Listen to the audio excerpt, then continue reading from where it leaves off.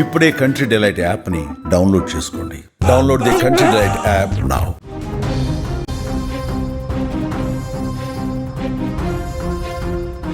రంగారెడ్డి జిల్లా మీర్జాగూడలో జరిగిన బస్సు ప్రమాదం తెలుగు రాష్ట్రాల్లో ఎంతటి విషాదాన్ని నింపిందో అందరికీ తెలిసిందే. చేయని తప్పుకు అమాయకులు 19 మంది బలైపోయారు. చేవేళ్ల దుర్ఘటనలో గమ్యం చేరేందుకు వాళ్ళు బస్సు ఎక్కితే అదే వాళ్ళ ఆఖరి ప్రయాణమైంది. అసలు ఈ ప్రమాదానికి పూర్తిగా సమాచారం అంటే ఎవరిది తప్పు అన్నది ఇంకా ఇన్వెస్టిగేషన్ చేస్తూ ఉన్నారు. యాక్చువల్గా ఇప్పటికైతే ఆ ట్రక్కు ఎవరైతే టిప్పర్తో వేసుకొచ్చారో, అంత ఫాస్ట్గా అతి వేగంగా వచ్చారో వాళ్ళదే తప్పు అని చెప్పి తెలుస్తోంది. ఆ బస్సులో ప్రయాణిస్తున్నటువంటి వినయ్ అనే ప్రయాణికుడు కొన్ని సంచలనమైనటువంటి విషయాలు చెప్పాడు. అంటే ప్రమాదం జరగటానికి కొద్ది నిమిషాల ముందు అసలు ఏం జరిగింది, వాడు ఎట్లా వచ్చాడు, అది ఢీ కొట్టిన తర్వాత పరిస్థితి ఏంటి, ఆ తర్వాత ఆ రాళ్ళు మొత్తం ఆ టిప్పర్లో ఉన్నటువంటి కంకర మొత్తం పడుతున్నటువంటి సమయంలో ఏం జరిగింది, ఇవన్నీ కూడా చాలా క్లియర్ కట్గా ఎక్స్ప్లెయిన్ చేశాడు. ఒక్కసారి అతను ఏమన్నాడు విందాం మనం. సో నా పేరు వినయ్ కుమార్. నేను సన్ సిటీలో శ్రీ చైతన్య స్కూల్లో ఫిజిక్స్ టీచర్గా పనిచేస్తున్నా. అయితే ఈరోజు మార్నింగ్ 5 o'clockకి బయలుదేరినా. ఇక్కడ తాండూరు నుంచి 5 o'clock బయలుదేరినాం. మా బస్సు డ్రైవర్ కూడా నార్మల్ స్పీడ్లోనే వెళ్తున్నాడు.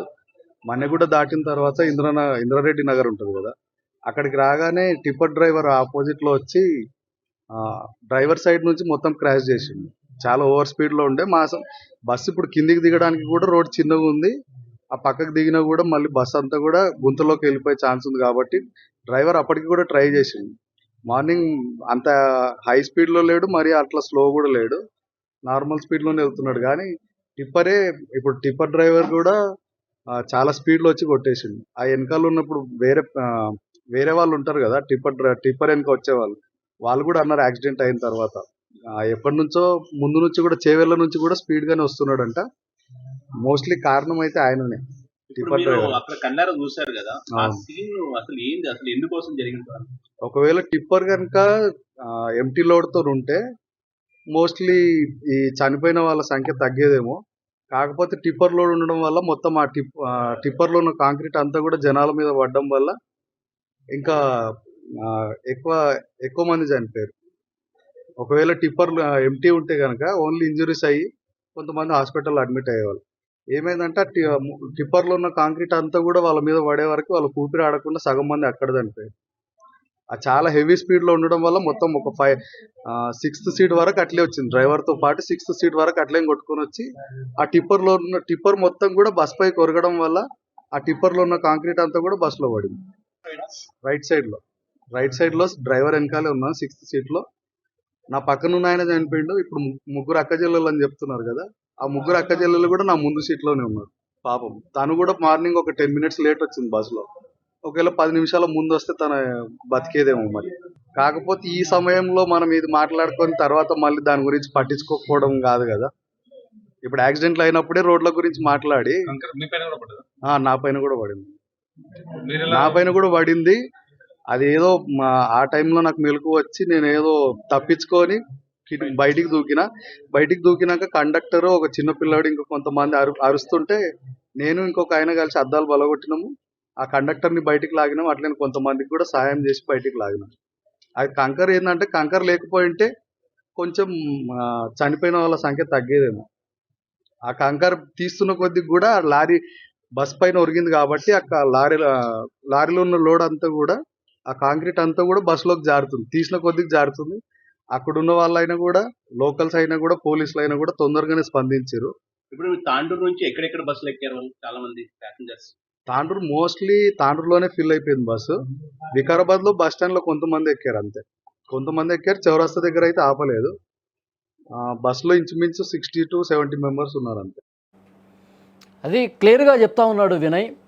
ఆ టిప్పర్ డ్రైవర్ ఎంత ఫాస్ట్గా వచ్చాడో అంతే ఫాస్ట్గా వచ్చి కుడివైపు ఉన్నటువంటి ఆర్టీసీ బస్సుని చాలా వేగంగా ఢీ కొట్టాడని కూడా చెప్తా ఉన్నాడు. యాక్చువల్గా ఆ టిప్పర్ వెనకాల కొన్ని వెహికల్స్ వస్తున్నాయి. వాళ్ళు చెప్తా ఉన్నారు నేను చేవేళ్ళ నుంచి కూడా ఇతను అంతే వేగంతో వస్తూ ఉన్నాడు. అంటే దీన్ని బట్టి క్లియర్గా చాలా వేగంగా సింగిల్ రోడ్, అది సింగిల్ రోడ్లో వేగంగా రావటం నిర్లక్ష్యంగా డ్రైవ్ చేయడం. ఇది ఈ ప్రమాదానికి ప్రధాన కారణాలు ఏంటంటే, రోడ్డు మీద ఒక చిన్న గుంతుంది, వాడు స్పీడ్ కంట్రోల్లో ఉండుంటే వేగంగా రాకుండా నార్మల్ వేగంతో వచ్చుంటే కనుక ఆ గుంతున్నప్పుడు కొద్దిగా ఆగేవాడు, లేదంటే ఎదురుగా ఏదైనా వాహనం వస్తుంటే అది వెళ్ళిపోయిన తర్వాత కొంచెం మెల్లగా ఆ గుంత మీద గుండానో లేకపోతే గుంతను తప్పించో డ్రైవ్ చేసుకుంటూ పోయేవాడు. కానీ చాలా వేగంగా వస్తున్న క్రమంలో ఆ గుంత ఒక్కసారిగా కనిపించినప్పుడు ఫాస్ట్గా ఇట్లా రైట్కి టర్న్ చేశాడు. రైట్కి టర్న్ చేసి ముందుకు పోదాం అనుకున్నాడు. ఆ సమయంలో ఆర్టీసీ బస్సు డ్రైవరు నిదానంగానే నార్మల్ ఏ స్పీడ్లో రావాలో ఆ స్పీడ్లో వస్తూ ఉన్నాడు, తన దారిలో తను వస్తూ ఉన్నాడు. కానీ ఈ టిప్పర్ డ్రైవర్ వేగంగా వచ్చి గుంతుందని చెప్పి రైట్కి మళ్ళించి ఆ స్పీడ్ కంట్రోల్ కాక వెంటనే ఆర్టీసీ డ్రైవర్ వైపు ఆ భాగాన్ని బలంగా 6వ సీటు వరకు తోసుకుంటూ పోయాడంట. చూడండి ఎంత దారుణంగా ఈ జరిగిందో యాక్సిడెంటు. 6 సీట్లు, ఇతను 6వ సీట్లో కూర్చొని ఉన్నాడు. వినయ్ అనే వ్యక్తి 6వ సీట్లో కూర్చుంటే 6వ సీటు వరకు ఒక్కసారిగా తోసుకుంటూ పోయారు. అక్కడ ముందు సీట్లలో ఆ అక్క చెల్లెమ్మలు ఉన్నారు కదండి, 3 సిస్టర్సు అతను ముందు సీట్లోనే కూర్చున్నారంట. ఒక్కసారిగా అట్లా బలంగా ఇట్లా తోసుకొని వచ్చిన తర్వాత కుడివైపుకి ఇట్లా ఒరిగిన తర్వాత అందులో ఉన్నటువంటి కంకర మొత్తం ఒక్కసారిగా కప్పేసిందండి. 55 టన్నులకు పైగా ఉన్నటువంటి ఆ కంకర ఒక్కసారిగా కింద పడేసరికి మొత్తం కింద సమాధి అయిపోయారు. ఇట్లా ఒరిగినప్పుడు కంకర ఏదో కొద్దిగా 2-3 అక్కడ యాక్టివ్గా ఉండి కంకర తొలగిద్దాం, పెద్ద ఘోరం జరిగిపోయిందని చెప్పి వాళ్ళు అనుకునే ఆ కంకర తీస్తుంటే ఇంకా పైనుంచి జారుతోంది కంకర కిందకి, వాళ్ళ వల్ల కావట్లేదు. అప్పటికే మునిగిపోయారు. 5 ఫీట్ల వరకు కంకర ఉండటం వల్ల 19 మంది కింద సమాధి అయిపోయి చనిపోయారండి. ఎంత దారుణం చూడండి. కంకర లేకుండా ఒక నార్మల్ ట్రక్ అయి ఉంటే, అది ఆ టిప్పర్లో ఎంటీ ఉంటే కనుక, అందులో ఏమీ లేకుండా ఉంటే కనుక ఇంత పెద్ద ఈ 19 మంది చనిపోయి ఉండేవాళ్ళు కాదు. ఏదో తీవ్ర గాయాల పాలయ్యేవాళ్ళు, ఆసుపత్రిలో చికిత్స పొందుతూ కొంత సెటరేట్ అయ్యేది.